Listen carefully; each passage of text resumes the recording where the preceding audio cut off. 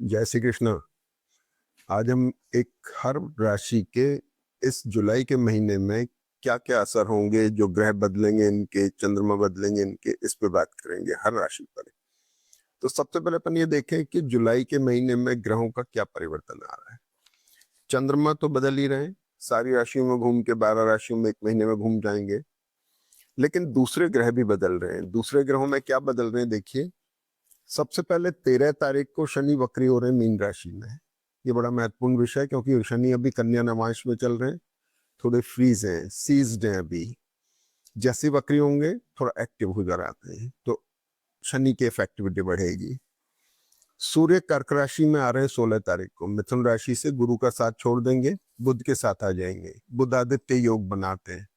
अलग अलग राशियों पे, अलग अलग जन्म पत्रियों पे अलग अलग असर आएंगे, लेकिन उनका कॉर्पोरेट वर्ल्ड और गवर्नमेंट सेक्टर इसके साथ साथ छूटेगा और बुध के साथ ही संचार करेंगे 16 तारीख के बाद से महीने के अगले महीने की 15-16 तारीख तक। फिर बुध वक्री हो रहे हैं कर्क राशि में। कर्क राशि में बुध का वक्री होना बड़ा महत्वपूर्ण है। ठीक है, अपनी मिथुन राशि से अगली राशि में बैठे हैं, इसलिए गुरु का वक्री होना भी बहुत जरूरी है। मतलब गुरु का, बुध का वक्री होना बहुत महत्वपूर्ण है। शुक्र भी 26 जुलाई मंथ के एंड में मिथुन राशि में आ रहे हैं। पूरे महीने तो ये वृषभ में चलेंगे, मिथुन में आ जाएंगे। और मंगल कन्या राशि में आ रहे हैं 28 तारीख से, यानी सिंह राशि से बाहर आ रहे हैं, केतु की गिरफ्त से बाहर आ रहे हैं। इनका केतु मंगल का जो एक्यूट कॉम्बिनेशन है वो बाहर आ जाएगा और लोगों को थोड़ा रिलीफ मिलेगा। लेकिन 28 तारीख के बाद भी मंगल उत्तर फाल्गुनी नक्षत्र में रहेंगे, जो सूर्य का नक्षत्र है। ध्यान देने की बात है, पूरे जॉडिक सिस्टम के अंदर सूर्य और मंगल दो हाईली एनर्जेटिक प्लैनेट हैं, और जब ये दूसरे के नक्षत्र में आते हैं, एक दूसरे की राशि, एक दूसरे से दृष्ट होते हैं, एनर्जी बहुत ज्यादा बढ़ जाती है और उस जन्मपत्री में एग्रेशन बहुत बढ़ जाता है। अब वो कहाँ कहाँ बढ़ता है ये हर उसके प्लेसमेंट पर डिपेंड करेगा। तो मंगल का एग्रेशन जाएगा नहीं, लेकिन राशि परिवर्तन से कन्या राशि में आके थोड़ा माइल्ड हो जाएगा। एक सबसे खास बात, इंपॉर्टेंट चीज ये है कि मंगल केतु का जो कॉम्बिनेशन है 28 तारीख तक का, ये बहुत जबरदस्त रोल प्ले करने वाला है इस महीने के अंदर। और ये जो स्ट्रेस बना था, लड़ाई झगड़े हुए, युद्ध कैसे हालात बने, और आप देख रहे होंगे एक्सीडेंट वगैरह, हवाई जहाज गिर गया, ये जो कॉम्बिनेशन है मंगल केतु का, ये ये थोड़े से क्लोज आते चले जाएंगे। 10 जुलाई, 14 जुलाई, 20 जुलाई को सबसे ज्यादा क्लोज होंगे। तो उस तरह की प्लानिटरी पोजीशन का बहुत ध्यान रखना है, जो हर लोगों के स्वास्थ्य पे और कामकाज पे और हर तरह से फर्क करेगा। और इसके बाद में छोटा सा एक रोल पर कर रहे हैं, शुक्र 3 दिन के लिए वर्गोत्तम में चलेंगे। लेकिन मंगल जो है 29 तारीख से लेकर 2 अगस्त से मकर नवांश में लोगों को बहुत रिलीफ दे जाएंगे। कन्या राशि और मकर नवांश बहुत अच्छा योग मंगल बनाएंगे। तो ये मोटा मोटा हमने बताई आपको जुलाई के महीने की प्लानिटरी रीडिंग। चंद्रमा अपने हिसाब से प्ले करेंगे। बात करते हैं वृश्चिक राशि की। अब वृश्चिक राशि इसलिए महत्वपूर्ण है कि ये जो कॉम्बिनेशन है सबसे ज्यादा इंपॉर्टेंट इस महीने में चल रहा है। मंगल इसी की राशि के, इस राशि के ही लॉर्ड हैं।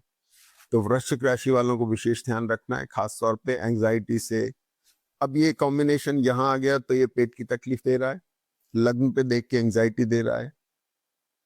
अगर किसी तरह की इंजरी या कुछ भी होता है तो सिर भी शामिल है, कमर से लेके कंधे के बीच का पोर्शन भी शामिल है। ये कॉम्बिनेशन जो हुआ छठे भाव पर दृष्ट है। छठे भाव पर तो अच्छा, लेकिन आपके पैर के ऊपर भी जोर मारता है। एक यहां पर दृष्ट हुआ, आपके वेंचर्स का हाउस है, आपके एफर्ट्स का हाउस है, पराक्रम का हाउस है, भाई बहनों का स्थान है। फिर इसकी दृष्टि हो गई, एनर्जी ड्रेन आउट कर रहा है, फाइनेंशियल, मेंटल, फिजिकल, किसी भी तरह की एनर्जी। फिजिकल एनर्जी मतलब ट्रैवल हो जाना, फाइनेंशियल एनर्जी का लॉस होना या इन्वेस्टमेंट होना या कुछ भी माने, और मेंटली डिस्टर्ब रहना। फिर मंगल की दृष्टि हो गई यहां पर, फिर मंगल की दृष्टि हो गई यहां पर, और फिर मंगल की दृष्टि हो गई यहां पर। ठीक है, केतु कहाँ देख रहे हैं? यहां पर केतु देख रहे हैं यहां, और केतु देख रहे हैं यहाँ। सारे के सारे इस जन्म पत्री के अंदर 9, 10, 11, 12, 1 धनु राशि से लेके मेष राशि तक चंद्रमा जब तक चलेंगे आपको थोड़ा सा इफेक्ट करेंगे किसी न किसी तौर पे। और एक हो गई सिंह राशि और तुला राशि। तो सिंह, तुला, धनु, मकर, कुंभ और मीन और मेष, बची थोड़ी 2-4 राशियां, शुक्र 1, 2, 3, 4,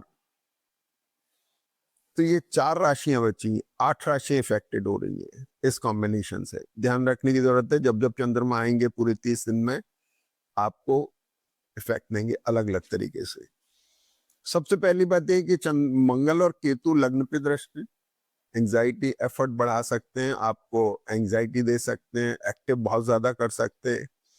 केतु की दृष्टि की वजह से बोलने पे ध्यान रखना है, थोड़ा किसी को कड़वा ना बोले, नहीं तो झगड़ा फसाद होने की संभावना है। चौथे स्थान पे दृष्टि है, वही कमर से कंधे का पोर्शन है, बैकबोन में पेन होना, वो अगर होता भी है तो अमूमन गैस्ट्रिक पेन हो सकता है, थोड़ा ध्यान रखने की जरूरत है। फिर इसके पंचम भाव पे दृष्टि है, जहां शनि बैठे हुए हैं, मेंटल स्ट्रेस दे सकते हैं, ठीक है। और खास तौर पे शुगर, ब्लड प्रेशर, थायराइड, इस तरह के पेशेंट जो होते हैं या हार्मोनल इम्बैलेंस जिनकी टेंडेंसी है, उन लोगों को विशेष तौर पर ध्यान रखना चाहिए। शुक्र सप्तम भाव में है, जो मंथ के एंड की तरफ जाके 26 तारीख में शिफ्ट होंगे, लेकिन शुक्र आपके लिए अच्छे हैं और ये आपके लाइफ पार्टनर के लिए आज से आपके मैरिटल और बिजनेस रिलेशनशिप को लेकर के बेटर है। गुरु जो है अपने स्थान पर दृष्टि है, पूरे महीने में पैसे को लेके एक एंजाइटी सी बनी हुई है, एक इच्छा बनी हुई है और आपके पास पैसा आएगा भी, ठीक है ना। सूर्य आपके 10वें शोकेस के साथ में प्रोफेशनल चेंज की तरफ, कुछ प्रोफेशनल प्रोफाइल में चेंज आ रहा है। बिजनेस है तो उसमें थोड़े बदलाव आ सकते हैं, नौकरी है तो उसमें कुछ आपका रोल डिफरेंट हो सकता है, इस तरह की चीजें हैं। खाने पीने में बेहद न रुकें, क्योंकि सूर्य जो तीसरे मिथुन राशि के यहाँ बैठे हुए हैं 8वें स्थान में, शौकीन बनाते हैं। खाने पीने की वजह से गैस्ट्रिक प्रॉब्लम होना, पेट खराब होना, तकलीफ होना पॉसिबल हो सकता है, विशेष ध्यान रखें। शनि पंचम भाव में अच्छे हैं। राहु और केतु जन्म पत्री को ताकत दे रहे हैं, स्ट्रेंथ कर रहे हैं, बना रहे हैं। राहु स्ट्रांग है यहाँ पर, यानी प्रोफेशनल पार्ट पे लग्न के हिसाब से इसको जन्म पत्री किसी भी हाल में, एक्सेप्ट स्वास्थ्य की तकलीफों के, जन्म पत्री आपकी ताकतवर है, मजबूत है, स्ट्रेंथन है, ठीक है ना। बुध जो है, सबसे पहले सूर्य को देख ले, सूर्य आपके बदलेंगे, कर्क राशि में आ जाएंगे, ये आ जाएंगे 16 तारीख के बाद से, बुधादित्य योग बनाएंगे, अच्छी कॉम्बिनेशन है। शुक्र मिथुन में आ रहे हैं, लेकिन ये आ रहे हैं 26 तारीख को, गुरु के साथ बैठ रहे हैं। अब आपको विशेष ध्यान रखना है अगले महीने में, ठीक है ना, गुरु शुक्र की वजह से। तो ये सारी चीजें हो गई। और जब भी चंद्रमा सिंह राशि में, तुला राशि में, धनु में, मकर में, कुंभ में, मीन और मेष में आए, आपको विशेष ध्यान रखना है एंजाइटी का, किसी तरह की इंजरी का, तकलीफ का, और इन सब चीजों का आप ध्यान रखेंगे तो ये वक्त ठीक से निकल जाएगा। इस महीने में निकाल, अगला महीना थोड़ा बेटर होगा, क्योंकि हम केतु की गिरफ्त से मंगल बाहर आ जाएंगे और वो बेटर होगा। जय श्री कृष्ण।